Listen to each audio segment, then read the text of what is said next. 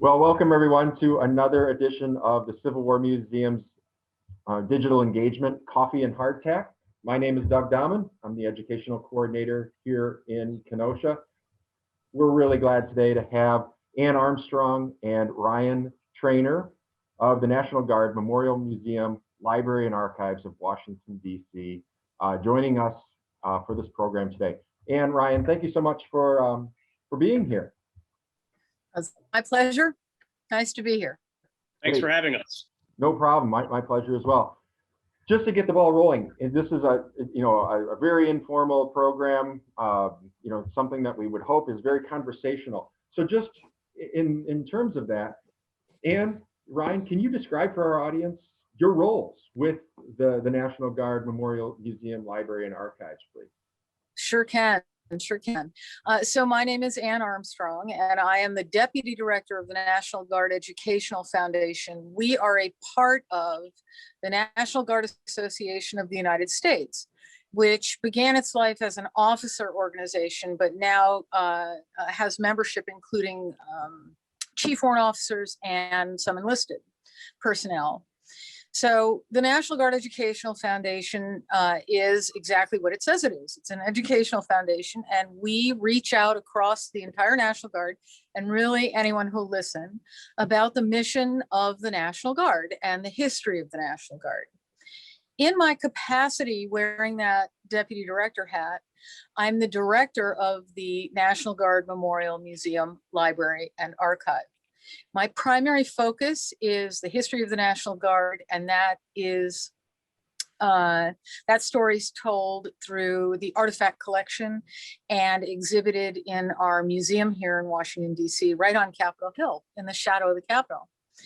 I also manage the library and the archives. Now, our mission is to tell the story of the Guard. The museum tells the whole history of the Guard, all 54, that's 50 states, 3 territories, Puerto Rico, Guam, and the American Virgin Islands, and the District of Columbia. So we call them the 54. The library covers the history of the 54.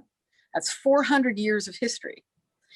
And the archives mainly cover that parent organization I talked about a minute ago, the office, what started as an officer organization, the National Guard Association of the United States.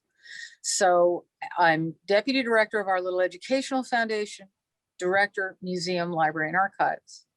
And at that point, I throw the ball over to Ryan.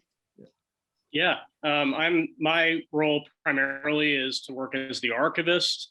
So I work with the records of the National Guard Association dating back to 1878. And NAGAS is actually the oldest military association in the country. So both in terms of the organizational history, but also as it relates to National Guard history, NAGAS has a very important role in the country. And the kinds of records that I work with include things like conference proceedings, papers of past presidents of the association, and large photographic collections from our in-house publication, National Guard Magazine. So, and we have other records about our monument in Normandy, which is the National Guard monument that we maintain right there where D-Day happened. So the archives covers the creation of that monument and its care and custody over the years. But I also wear a museum hat, and I assist Ann with the museum. And as it relates to the library, I'm the guy in the trenches, organizing things, arranging things, and being a little bit of a subject matter expert to help our patrons. Well, the whole reason we started this effort, this Coffee and Hardtack effort, was to really get to know people working in public history, authors doing amazing and interesting things as it concerns the Civil War, but also public history. So can you fill our audience in just a little bit on the nuts and bolts of the museum itself?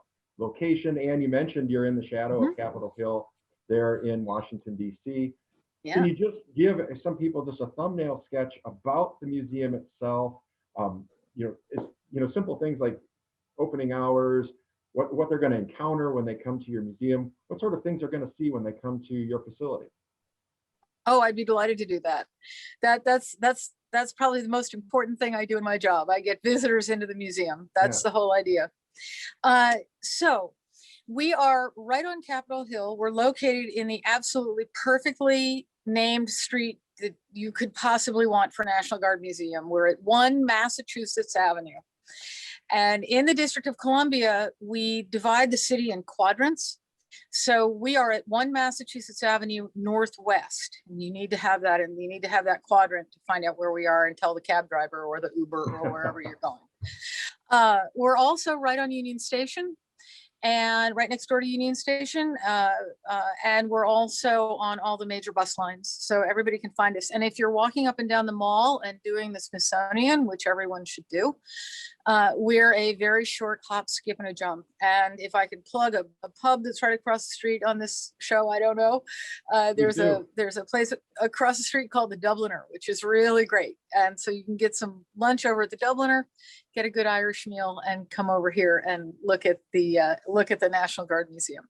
So once you come in the building, the trick to our museum is that we call ourselves a museum in an office building. So, which is literally what we are. We are beholden to this normal office building, downtown District of Columbia. You come in the front door, check in with the secretary, which everybody has to do, or the front desk manager. It may be a security guard, whatever the may be that day. And you sign in, and in the current times, once we open up again, I'm sure there'll be some Purell and a mask and whatever else you have to do. And then you come downstairs into the lower lobby, and our very elegant front doors will be open, and you can walk directly into the museum. The original museum was constructed in 2003. It's 5,600 square feet. And back in those days, it started with a theater, which it still does, with an introductory video. But then you walked into a series of object theaters, which is kind of the old-fashioned way of looking at museums, where you stand off, there's a reader rail between you and the objects, and then the artifacts are set out in front of you in a sort of diorama. And we have light shows and audio to follow along that you control, the viewer. Some of our museum now has been updated. So it was originally constructed in 2003. It was redone in 2006 to add a 9/11 era gallery. And then it was given a facelift in 2013 in the Cold War Culture Gallery and the Vietnam Korea Gallery. And then Ryan, 2015, we did World War II. And in the World War II gallery, we were able to actually gut the entire gallery and make it much more interactive. And like the 9/11 era gallery, you can actually reach out and touch the artifacts. You can interact with the artifacts. You can manipulate them. So the museum goes in chronological order. You enter into a small room that is more often than not used for little ceremonies, enlistment ceremonies, things like that. I call it the Hall of Presidents. 20 presidents served in the National Guard, dating all the way back to General Washington. And then you go into a theater with an 8.5-minute introductory video, and you follow along chronologically. Now, the museum has about 1,500 artifacts on exhibit. We have a total collection over 3,000 artifacts. And those artifacts span from about, I think earliest is 1775, all the way to modern day. And that's included in the artifact rooms as well, what we have in storage. So you'll see the whole story. It's almost 400 years. It's from 1636 all the way to present day. And I think that covers it. Yeah. Just to follow up on are you still actively collecting today? If someone out there has something that they would like to get in touch with you about, you're still actively collecting, and we can give them the proper place to go and a contact information, etc. We certainly are. We certainly are collecting. And what I ask people to do is to go to our website, and that's www.ngef.org.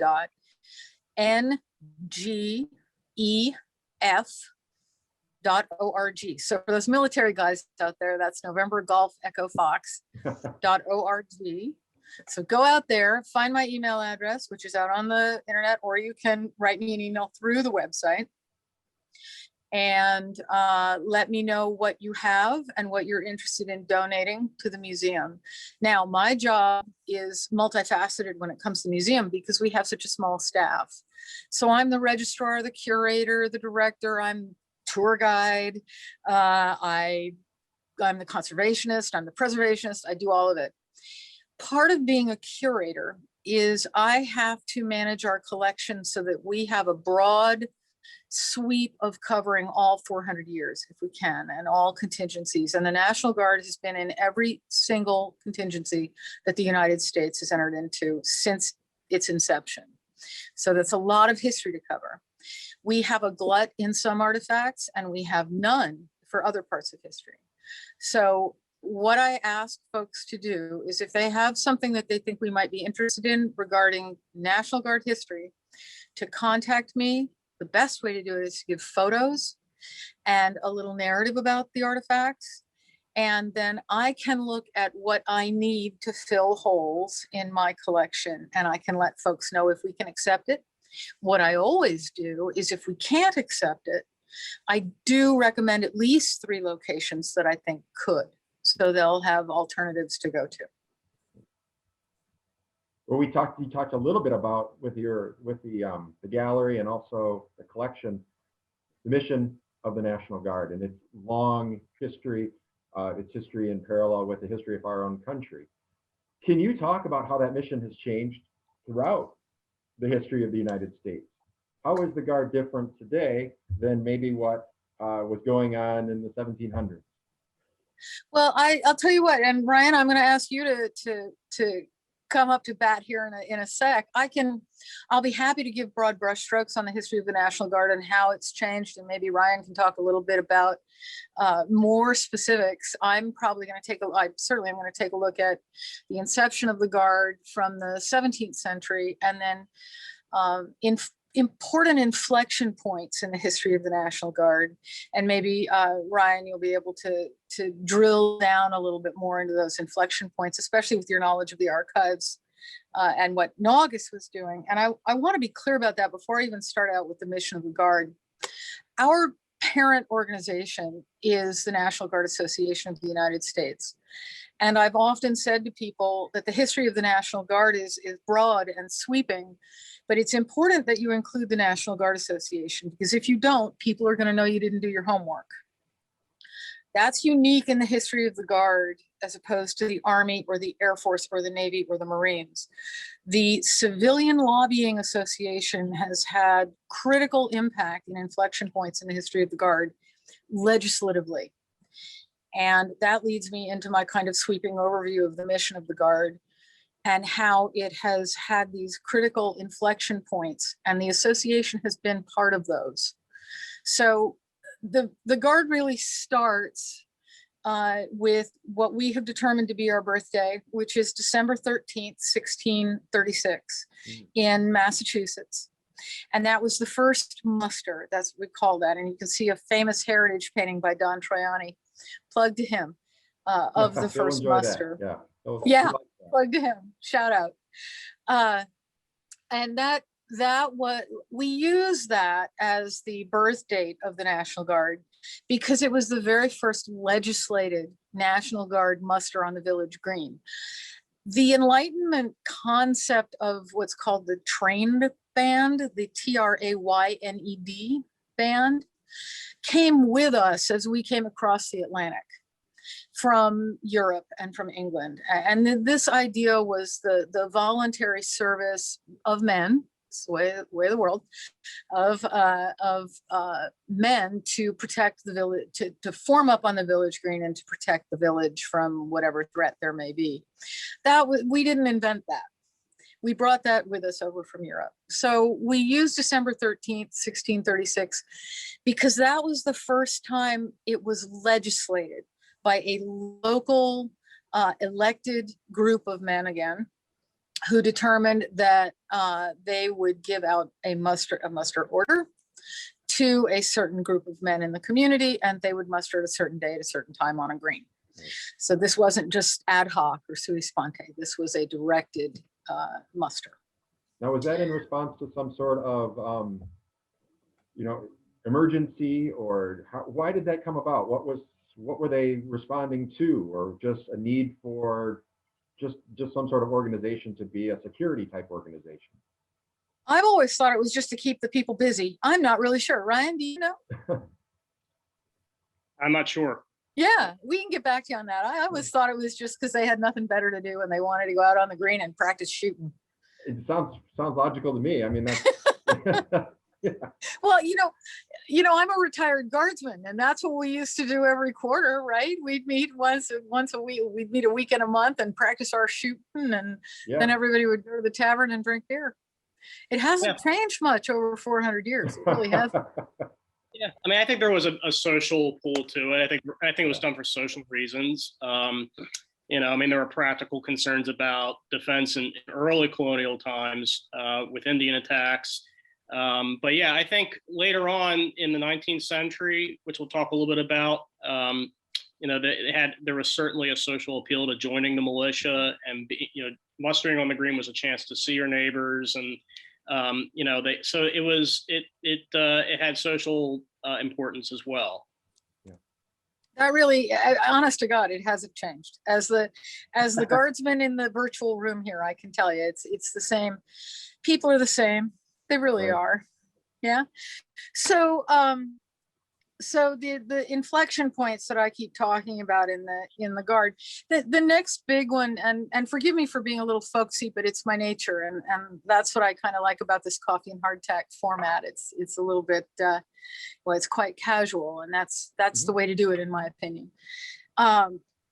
Essentially, I think that General Washington, come along about the time he was fighting against the British, General Washington realized that he was going up against one of the most powerful armies and navies in the world, and he was not going to be able to do it with militiamen.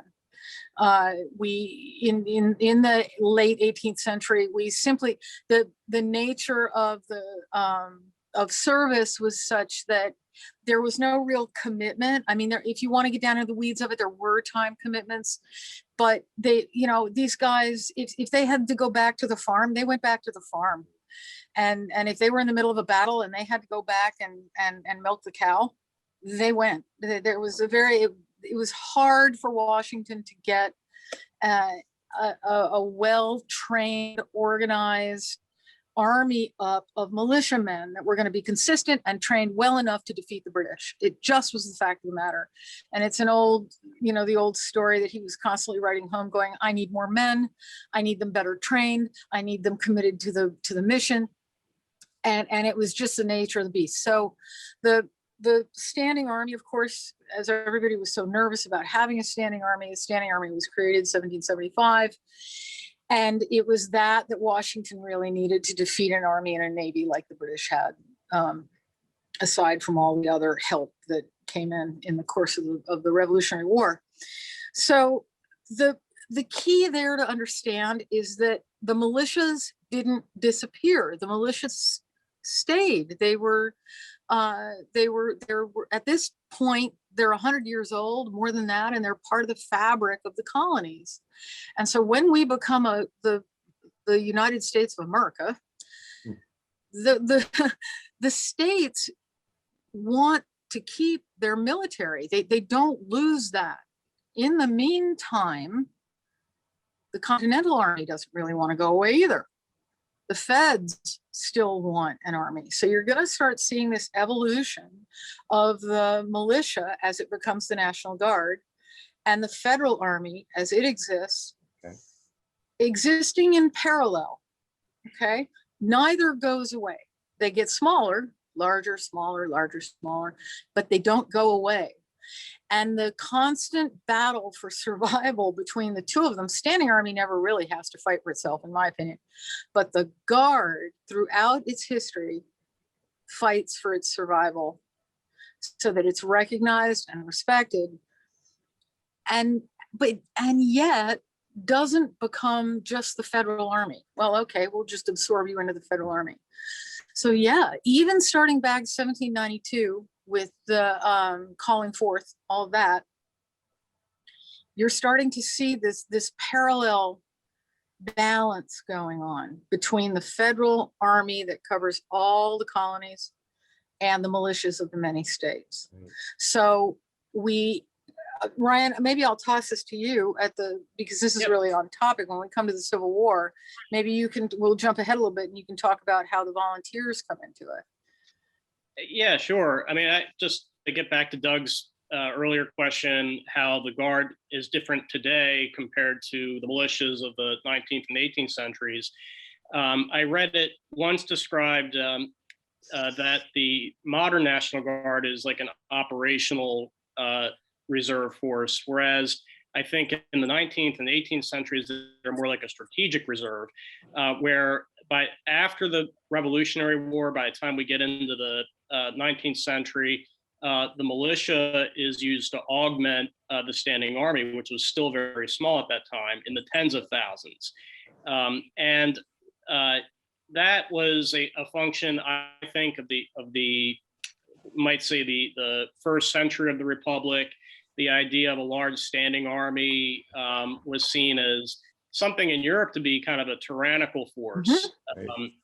And so that in a society that placed an emphasis on Republican principles, and it was largely an agrarian society, so people are at home year-round tending to crops, planning for the next harvest. There was just kind of a demand for a part-time force. They could muster once a month on the village green, but then they're at home doing their jobs, whether they're farmers or lawyers or bricklayers or whatever. So that's the biggest difference, is that when it won't be until the 20th century that the powers that be start to kind of question the way that the National Guard contributes to the professional military force. And maybe this is a good opportunity to talk about some inflection points in the 19th century, Doug, because I know that your museum is keenly focused on the Civil War, and certainly volunteers play a huge part in the Civil War, as you know. But if we look at some events before and after the Civil War, it kind of puts it into a context.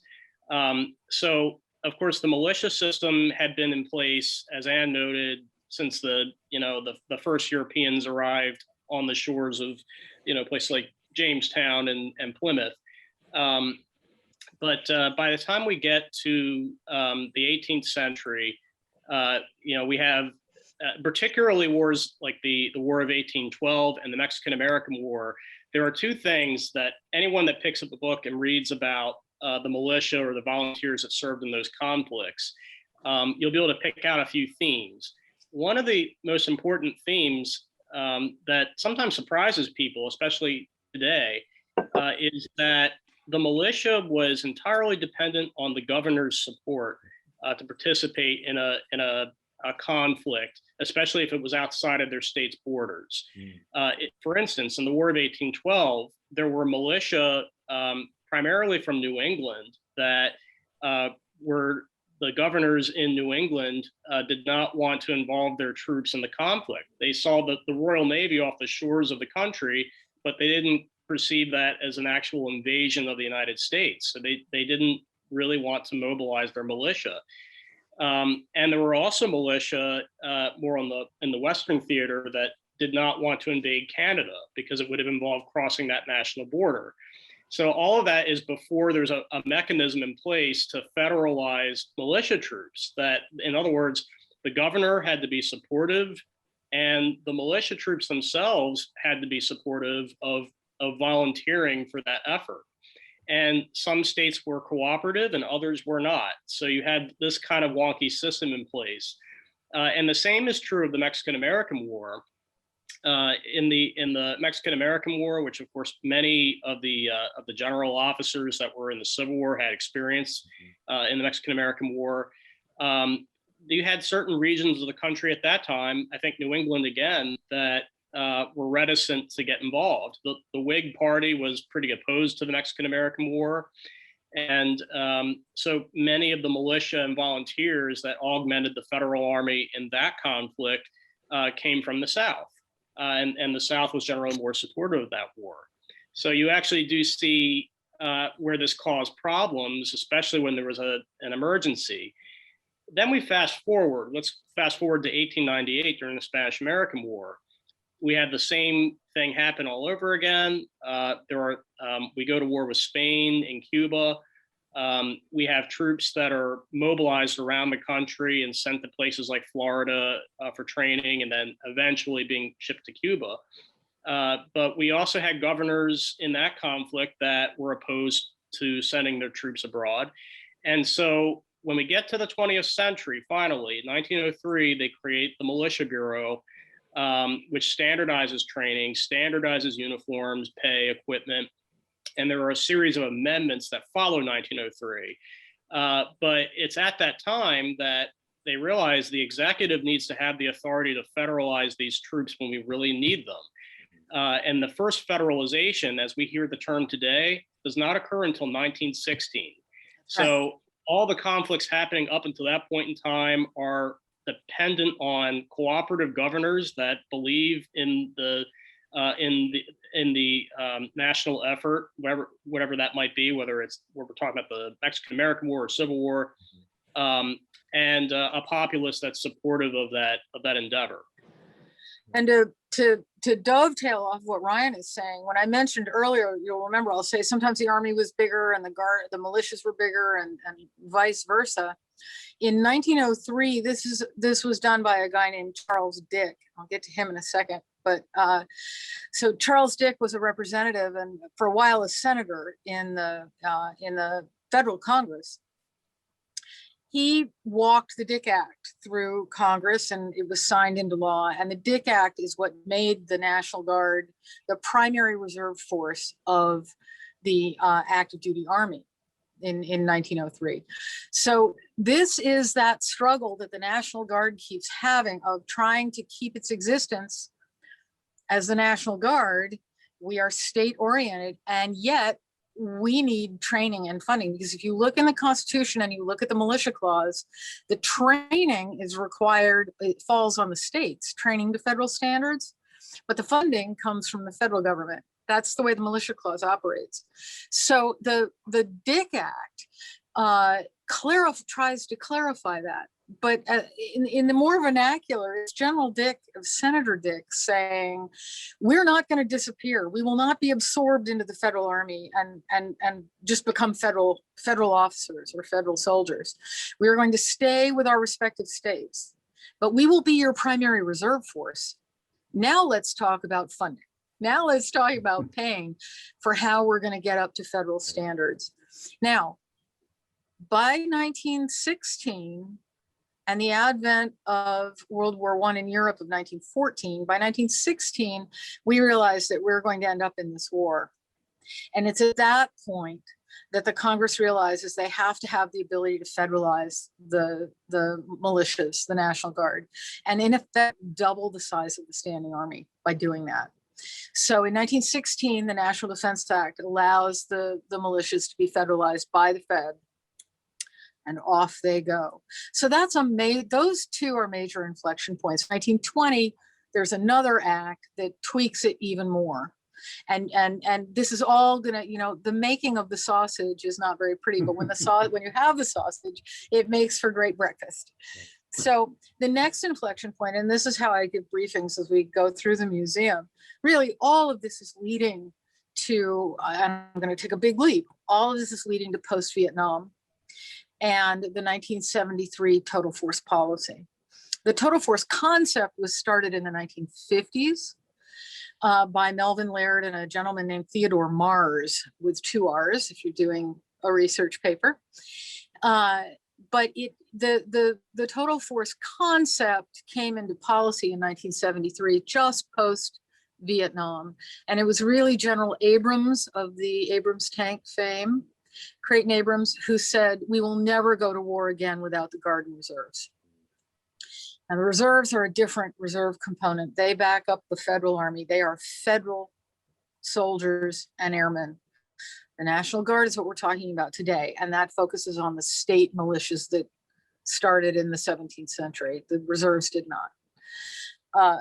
So General Creighton Abrams really was the one who said that we'll never go back to war again without the Guard and Reserves. And that was the impetus to turn that total force concept into a total force policy. And now the National Guard is trained the same, paid the same, has the same equipment. That's really the important thing.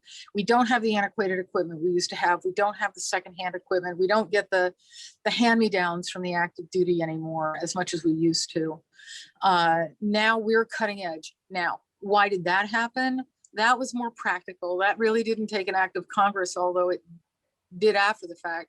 That really happened because of 9/11. When 9/11 happened, the National Guard mission, which is twofold, we're domestic and international. And on 9/11, within about a month, we were doing both of our missions. We were handling the domestic emergency and we were deploying overseas on active duty. So that required that we be state of the art, highly trained, equally paid, and then our entrance into OEF and OIF continue on. And of course, we have the contemporary pandemic issues that are going on right as we speak. So those are the big inflection points, and that's a long answer to a relatively short question. Well, let's peel it back a little bit to the Civil War era. Yeah. Here in Kenosha and here in Wisconsin, I believe in 1860, there were just under 2,000 militia members statewide in 1860 in Wisconsin. And here in Kenosha, we had the Park City Grays, local militia company, the Park City Grays. And after Fort Sumter, the Park City Grays enlisted pretty much en masse. I think about 80 of them volunteered when our governor, Governor Randall, said, you know, we need to meet the emergency. President Lincoln has asked Wisconsin to raise one regiment. And the Park City Grays became Company G of the 1st Wisconsin Volunteers. They were 90-day men. There was only one 90-day regiment to come out of Wisconsin. And I think it was funny when you were mentioning supply, because the first 8 regiments that came out of the state of Wisconsin, including the 1st Wisconsin, went off wearing gray uniforms because there wasn't enough blue wool to go around. Governor Randall was responsible for purchasing the equipment, or that the wool that went in to make their uniforms. There wasn't enough blue. He purchased gray. And so you see these early uniform frock coats that men in the 1st through the 8th Wisconsin marched off to war wearing gray. So Doug, real quick, you'll see, we talked early on about what it was like being a curator for a National Guard museum and having a glut of some artifacts and a few of others. One of the things that's tricky as a curator here for anyone out there who's interested in working in museums is that I have got so many World War I blouses, that's what they're called technically, that, you know, the wool shirts that the men wore, in our collection. And the main reason is that they were issued in World War I by the thousands.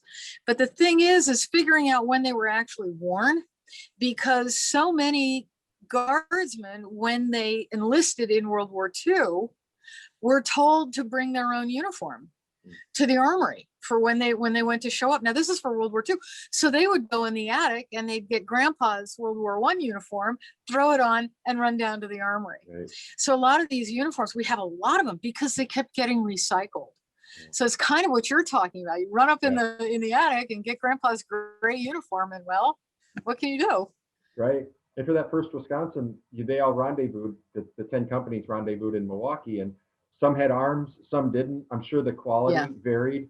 You know, how politically connected your militia company was at the time probably dictated the quality of your arms and accoutrement. But when those men went in, when they mustered in to the Federal Army, do you consider those militiamen part of your National Guard story, the history of the Guard? What's their relationship to how you view them today and how they fit in with, just like Ann, you were describing the domestic and the international call of the National Guard today? What's the relationship to these early Civil War volunteers? Yeah, Ryan, I'll toss that to you. We talked about this. Yeah, yes. I mean, to answer your question in short, yes, they are part of our National Guard history. They are, in some cases, many of the militia units that answered that first 90-day call for 75,000 volunteers. A large chunk of them were militia companies throughout the northern states, many of which had what we would call lineages dating back to the colonial period. Like for instance, the 6th Massachusetts Militia Regiment, they gained some notoriety, I guess, for being in the Pratt Street riot in Baltimore City in April of 1861, where the first blood was shed. And that regiment, it had been reorganized in 1855. It was a pre-war militia company, or militia unit, and it had existed at least since the 1740s. So it had been around for quite some time. Another example would be the 7th New York Militia Regiment. They were kind of famous for wearing gray uniforms, which just confused everybody during the early war. We had during the early Civil War, when Southern units were wearing blue uniforms and Northern units were wearing gray uniforms. So, but the 7th New York had been around since the early 19th century. So they were yet another pre-war militia, and certainly were involved in conflicts like the War of 1812. So they're absolutely part of our history. But some of the confusion, I think, that maybe your question, Doug, gets at is that we see terms like volunteer and militia kind of being thrown around, and what's the real difference? And the key distinction is that whether we're talking militia or volunteers, they are being offered by their respective governors to the federal government for service. So that's basically what makes them National Guard, and is what makes their history for us relevant. And so kind of what Ryan and I were talking about earlier, prior to getting with this video, at least to explain it in my head, because I find this very complicated, frankly. I find this era of, are they volunteers, are they militia, what are they? I think it's very complicated. And I think that's why Charles Dick, who I said I'd get back to, and then I didn't, I'll try to remember. I think that's why by 1903, he sat down and said, all right, all of this needs to be figured out. And the main reason for that, of course, goes back to the old everybody needs money and manpower, right? It's got to be worked out so that we can figure out what we're doing with the money and what we're doing with the manpower to defend the country. So the way I do it in my mind, and I do believe this is the right way to do it, is that our militia members are volunteers. Americans just don't do well in the draft. We just haven't. We never have. We don't like to be drafted. These guys, these militia members, little v volunteers. When we talk about the big V volunteers, we're talking about the militia units within the states that are volunteered into federal service by their respective governor. So this is prior to 1903, when all of this federalization gets hashed out. That includes the Civil War, 19th century. And these guys are being capital V volunteered by their governor into federal service. Not to be confused with just the idea of little v volunteer. I'm going to join the militia and be a volunteer in the militia. They're that too. They volunteer to be in the militia, but as big V volunteers, they're being volunteered for federal service by their governor. Right. Back around real quick to General Dick, and I'll give a short on that. 1903 and the Dick Act. So Charles Dick, who's from Ohio, served in the Ohio National Guard. He's an absolutely critical character in the history of the National Guard, with the passing of the Dick Act, as we've been talking about.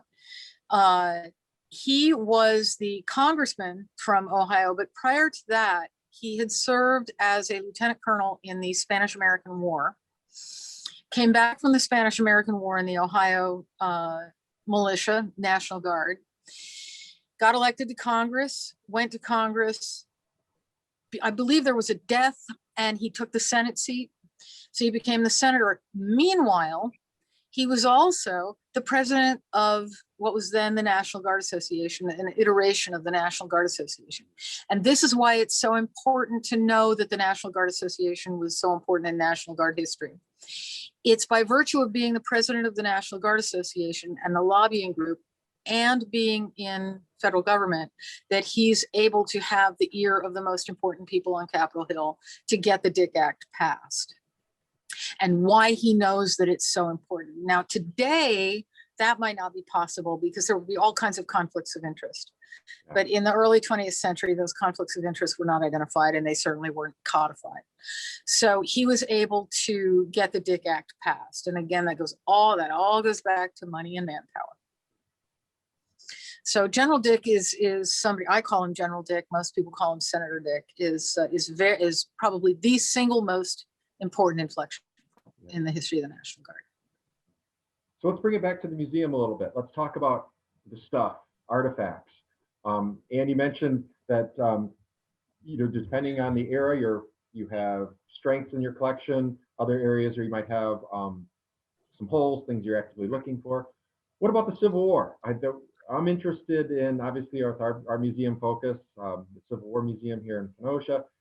How is your collection as it relates to the Civil War at the museum? I think you and I can actually have a conversation about that, because I talked to you about one of our most significant artifacts that involve the Civil War, but also I think you've done some more homework on it. So this will be a good balanced dialogue. Our Civil War collection dates back to the founding of the museum in 2003. So I inherited the Civil War collection. It is a relatively small collection compared to the other exhibits that we have in the museum.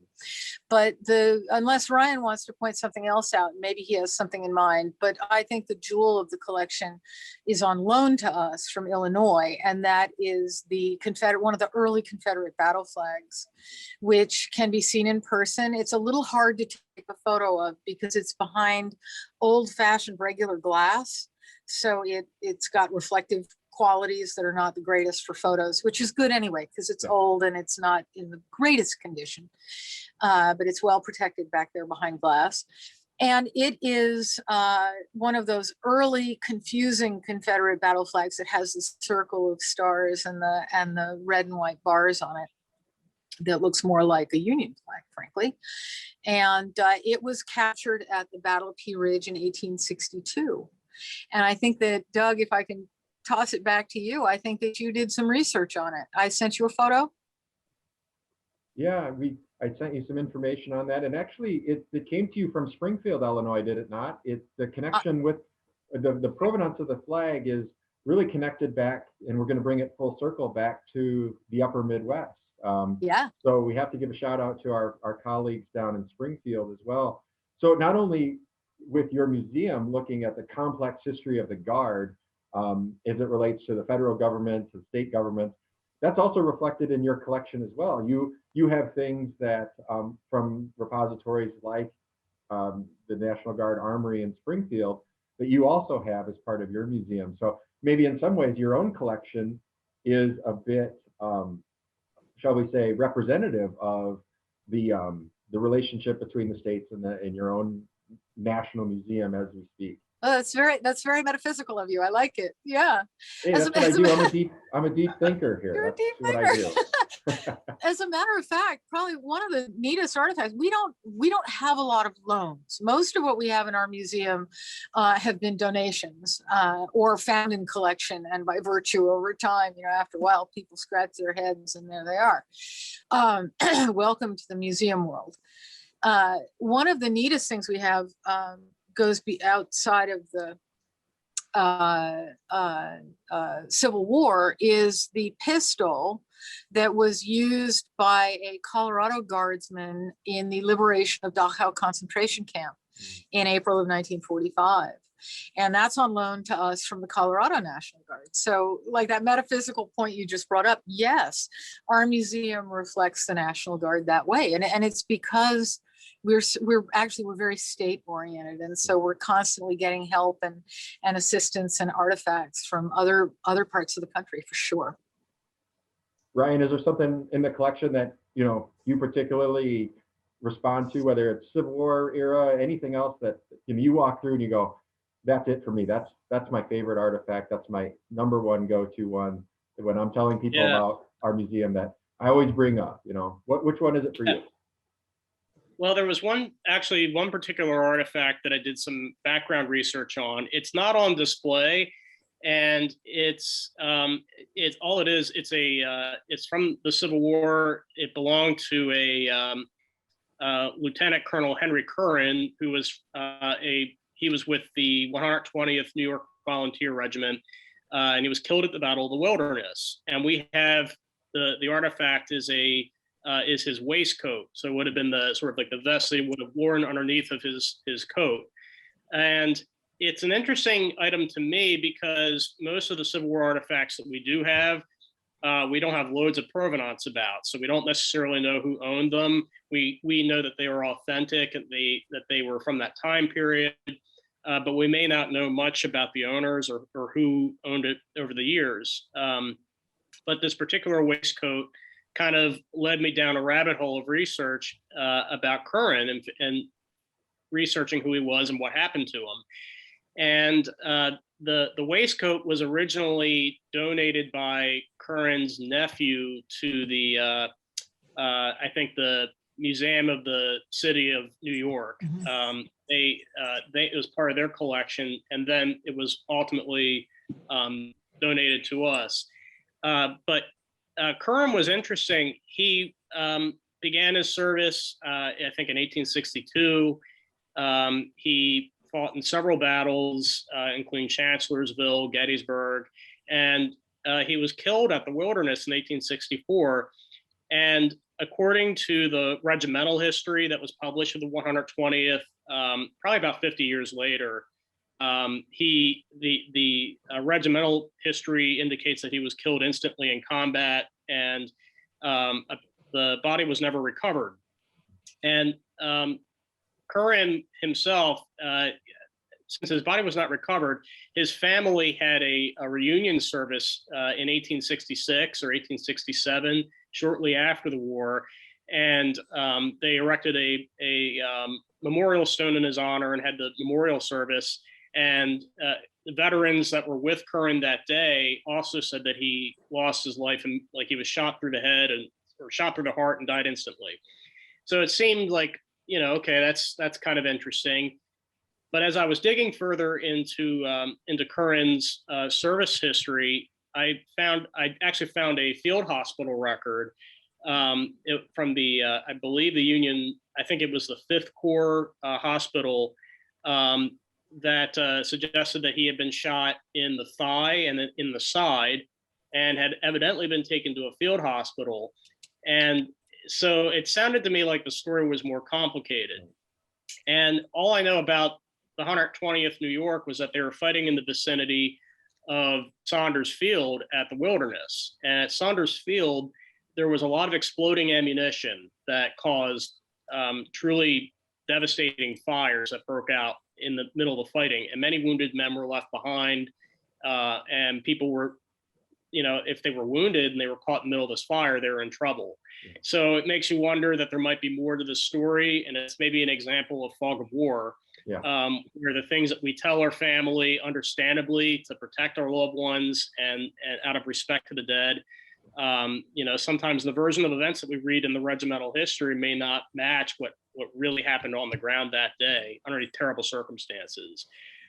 So that was an interesting case study for me because I could actually track that artifact and, in a meaningful way, associate it with a specific person. He wasn't a famous person. He wasn't, somebody that everyone's heard of, but pretty compelling story. Yeah. Well, Ann and Ryan, I want to thank you for joining us for this edition of Coffee and Hardtack. I also want to give you the opportunity, not only again to talk about the museum in closing, how they can come visit you, what your anticipated reopening is, but then also if Guardsmen out there want to know more about your organization, or people are just interested to know more, how can I contribute? How can I get involved? This is an important topic. How can they go about doing that? Can you give us some resources or things for our folks to look up so that they can learn more about your efforts, the association, and the Guard itself? Absolutely. So some of this might be repetitive from the beginning. Our website is probably the best source of information, and that's www.ngef.org, and that stands for the National Guard Educational Foundation. Now, the Educational Foundation has, and all of this is on the website. We have a couple of scholarships that we give to primarily to the children of guardsmen. So if we're going out to a guard family here, please take a look at the scholarships that we offer. We do have a monument on Omaha Beach because, of course, the 29th Infantry Division landed on Omaha Beach on D-Day, and the monument itself is dedicated to all of the National Guardsmen in all of the conflicts on the European continent. But it is there over Omaha Beach. So there's kind of an obvious point to it. The museum, you can come visit us in person. I don't exactly have an opening date. We are, as I said in the beginning of the interview, we are beholden to an office building, and we only have a certain amount of communication with that office building. I don't know when they're planning on opening, and until they open, we cannot open to the public. So in lieu of that, we have on our website, and our introductory video is there, as well as a virtual tour of the museum. So you can go and take a virtual tour. And we have a 20-minute video on that very complicated legislative history of the National Guard that we sort of explained through the course of this video. And we're going to hang that as soon as we can. So that's going to be out there, and it's called Always Ready, Always There, A Legislative History of the National Guard. And that covers all of those inflection points that we talked about before. You can always reach us here through the website, and we are available for from my standpoint, I'm available to talk to people about artifacts and collections and donations and the history of the National Guard. And with Ryan, you can write a research request, and we will do the best that we can to help you with the history of the Guard and the history of the National Guard Association with research. We are not the only source out there, and I want to give a shout out to all of our peers out in the system. There's always the Army War College at Carlisle. There's always the Air Force University at Montgomery, Alabama, Maxwell Air Force Base. That's the graduate school and the education graduate program for the Air Force. There's the Air Force Academy, and then there's the Air Force Education Training Command, which I think is at San Antonio at Randolph Air Force Base. So these are great resources. Of course, there's only Air and Army National Guard. There's no Naval National Guard or Marine National Guard. The Coast Guard is Department of Homeland Security. And that's a quick answer why, because that's always the next question. The Coast Guard has police powers. The Coast Guard can arrest you. The National Guard cannot do that. We do not have police powers within the United States unless we're deputized, and that's very rare. So the Air Force came out of the Army, so we have Army Guard and Air Guard. We do not have any other guard. Well, thank you so much again for joining us. I tell all of our viewers, those of us who are, people come to our museum all the time saying, well, I'm making the trip east, we're going to hit some battlefield sites, we're going to be down in Washington, D.C.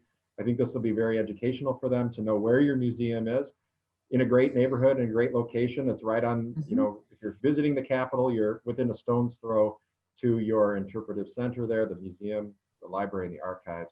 Guys, thanks so much for joining us.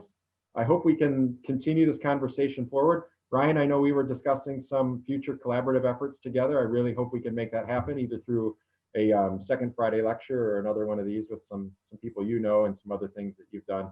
And Anne, thank you so much for taking us down this road and explaining this rather complex relationship between the Guard, the states, the governors, the national, the federal government, et cetera, et cetera. So loved it. Thank you so much. Thank you, Doug. It's been great. Take care. Bye-bye.